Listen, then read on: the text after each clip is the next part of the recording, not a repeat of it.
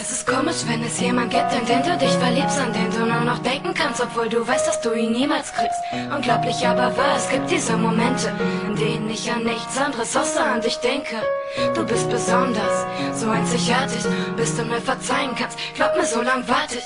Ich geb dir alle Zeit der Welt, bis du weißt, was du willst. Ich vermiss dich wirklich, du bist, was ich will.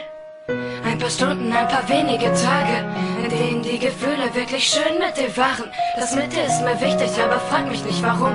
Ich kenne nur einen kleinen Teil von dir, der haut mich um. Liebe auf der Tastatur, sowas gab es nicht für mich. Bis der Zeitpunkt kam, an dem verliebte ich mich in dich.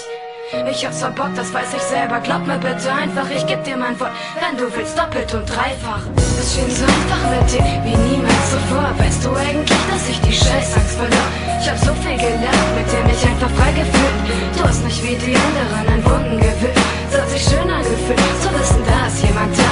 Ohne Stress, ohne Druck, weil es einfach nur Gefühle waren. Liebe ist ein großes Wort und braucht viel Zeit. Doch ich war das erste Mal seit langem dafür bereit. Es war kein Chaos mit dir, es war alles so leicht. Doch ich hab einen großen Fehler gemacht, das tut mir leid.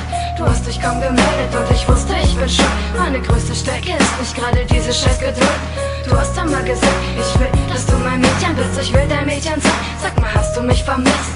Wovor hast du Angst? Ich will, dass du mit mir redest. Ich hab so viel zu sagen und ich hoffe, du verstehst es. Ich wollte dir nicht wehtun, doch das habe ich getan. Außer einem, es tut mir leid, kann ich nicht viel sagen. Diese Spannung zwischen uns halte ich echt nicht länger aus. Ich weiß nicht mehr, was los ist und da will ich endlich raus.